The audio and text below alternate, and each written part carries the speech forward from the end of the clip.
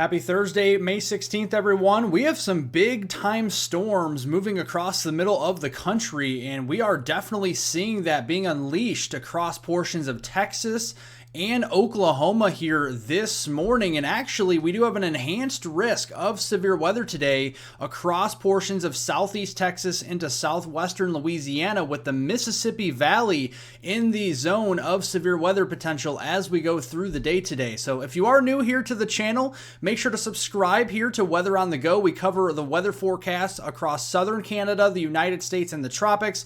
Also, definitely press the like button down below. Helps out more than you know. So let's go back here to today's weather forecast. We have a level 3 out of 5 on the risk scale across parts of Texas Hill Country into southwestern Louisiana, and the probabilities include some damaging winds over 60 miles per hour for places like Dallas, Fort Worth, Waco, Texas, down here to Austin, San Antonio, Houston. That stretches over into Lake Charles here through the day. We also could be seeing some very significant hailstones in excess of 2 inches in diameter out here across West Texas, so we're keeping a very close eye on that.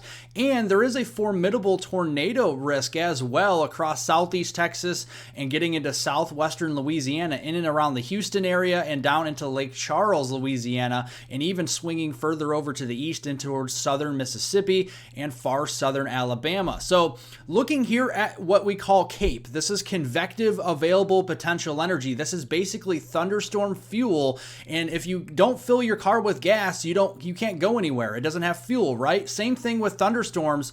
If it doesn't have fuel, they're not going to produce big time storms. So we have over 5,000 joules per kilogram of instability. That is extreme levels of thunderstorm fuel across south central and southeast Texas this afternoon.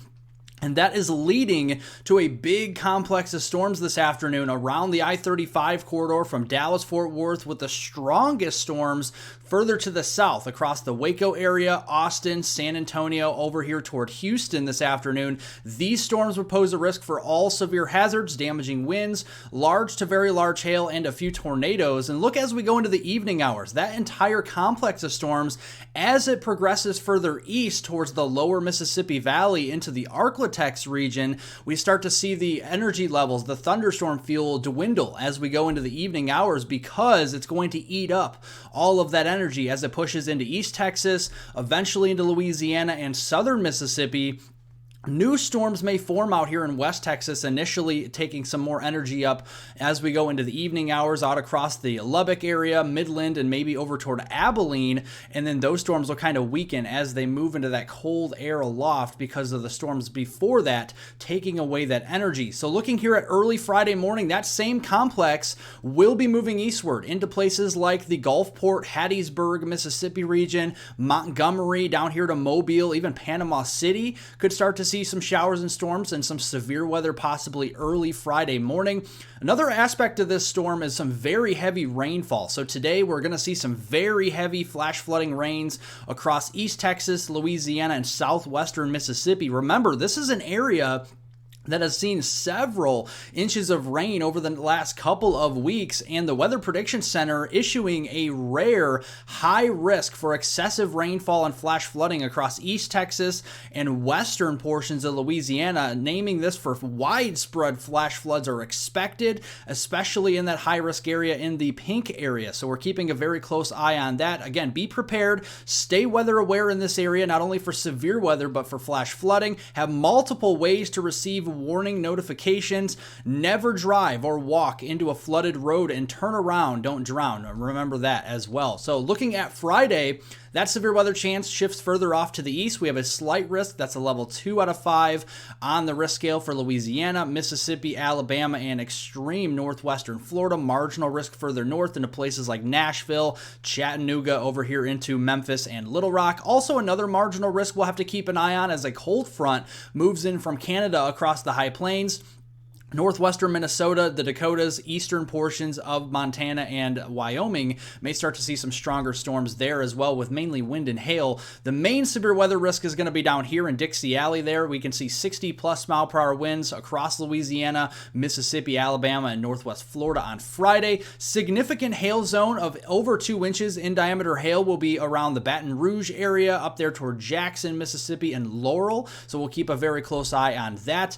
And the tornado threat is again a 2 to a 5% chance, the highest tornado threat for areas of Baton Rouge, into the New Orleans region, into Jackson, down here to Gulfport, Hattiesburg, and Laurel, and then stretching over toward Mobile, Alabama on Friday.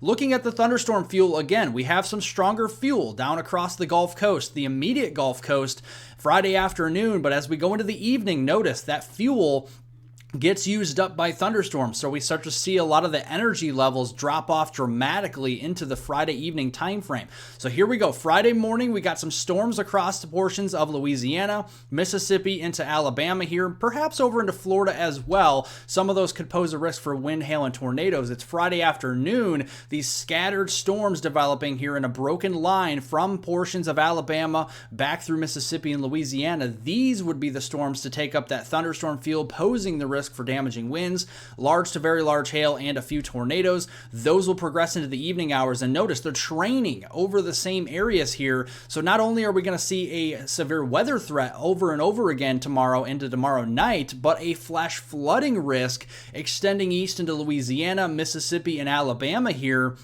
and maybe even isolated flash flooding into North Georgia, because you can see there is a large moderate risk for flash flooding on Friday, May 17th from portions of Mississippi into Alabama here. So we need to keep a very close eye on that. Also a slight risk of flash flooding further north into the mid-Mississippi Valley, places like southern Illinois, southeastern Missouri, into western Kentucky and northwestern Tennessee, keeping a close eye on that. Going into the weekend, the heat really starts to build across the south here. It's been hot already, but we're going to continue to see that unrelenting heat across portions of the south. Temperatures into the 80s and 90s on Saturday. The same continues just a notch up higher as we go into Sunday. Triple-digit heat back into places like Lubbock here in Midland, El Paso, Texas, into portions of Fort Stockton, Texas, out west, into western Texas there, southeastern New Mexico seeing triple-digit heat as well on Sunday. We have to keep an eye on the jet stream here, because look at the jet stream across the southeast. Very active down here. Also active across the north. So looking right now, we have a marginal risk. This is a level 1 out of 5 on the risk scale across the Carolinas, Georgia, North Florida, into Alabama, parts of Mississippi, and Louisiana, back toward New Orleans there on Saturday. Looking at that, pretty scattered coverage of showers and storms as we go into Saturday. So not everybody will see a thunderstorm. If you do get under one of those, they could pose the risk for damaging winds and hail mainly, but a couple tornadoes may be possible, especially there for the coastal Carolinas and Georgia. Going into Saturday night, double barrel area of high pressure. That's that ridge of all that heat that's building across the south that we just showed you. That will lead to drier weather, and all the severe weather Saturday night will be shifting off the southeast coast. And looking at the jet stream heading into late this weekend on Sunday, notice we got a subtropical jet working in here across the Four Corners region up into the plains, but the polar jet, the northern jet stream branch, is actually diving south and kind of meeting up in the middle here across Nebraska and Kansas on Sunday. That's where we're going to have more of that convergence. We're going to have a lot of thunderstorm activity and severe weather. The day 4 outlook from the Storm Prediction Center already highlighting 4 days out a slight risk for some severe weather from Nebraska into portions there of central Kansas. So going through the day on Sunday, we got a 998 millibar low up here into South Dakota. Scattered storms initially in eastern South Dakota and northeast Nebraska. These could pose a risk for hail during the morning into the afternoon. It's into the afternoon, but evening hours as well from Iowa down there into especially Nebraska and Kansas. Those storms will be pretty strong as they develop here on the northern periphery of all that heat, taking up all of that instability, all that thunderstorm fuel that we talk about with the CAPE, the convective available potential energy. Those could pose a risk for hail, wind, and a few tornadoes. And you can see dropping very heavy rainfall this weekend up across the upper Midwest into the Central Plains. Some areas could be picking up over an inch of rain through the weekend. We'll keep a close eye on that. Temperature outlook heading into next week remains intact. We have the heat building across the south, so we have that going for us. We have the colder air moving in, relatively speaking, colder air across the west here. below normal temperatures here across those areas as more troughs move in. And the battleground in between that will set up some very interesting weather. So looking at our temperatures early next week, look at all the heat building across these areas Monday and Tuesday. And then as we go into Wednesday, maybe a cold front moving through, scouring out some of that heat, at least the excessive heat on Wednesday. We still may see some pretty warm conditions, and then that builds right back, the excessive heat later next week, Thursday, Friday, and likely even into next weekend. So a lot of that 90 and triple digit heat will be working into Texas, Oklahoma here, into Louisiana, into Mississippi, Alabama, Florida, Arkansas. A lot of these areas will get really hot as we go into later next week.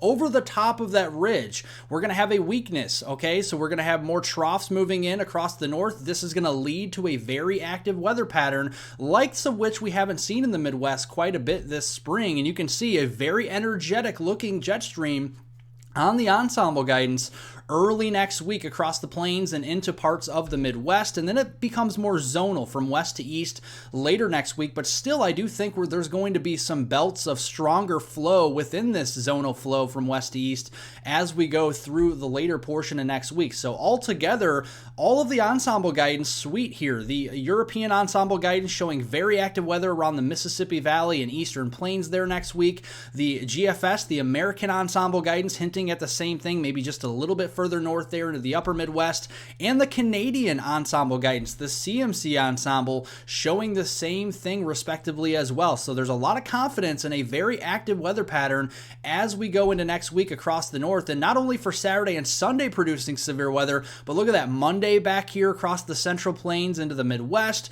Tuesday could be more significant across the middle and upper Mississippi Valley there. We'll have to keep close tabs on that. Wednesday, the cold front will sweep through, get rid of some of that severe weather on Thursday, but I have a feeling after Thursday, that severe weather just comes right back here. And again, this is the outlook from the Colorado State University machine learning severe weather. So this does a pretty good job of depicting where severe weather will be. So we'll keep you updated on that. Make sure to subscribe here to my channel so we can keep you updated throughout the severe weather and flash flooding risk throughout the week. Make sure to give the video a like down below. Leave any comments, questions, and concerns below. I'll get to those later on today, and I hope everyone has a wonderful rest of their Thursday out there.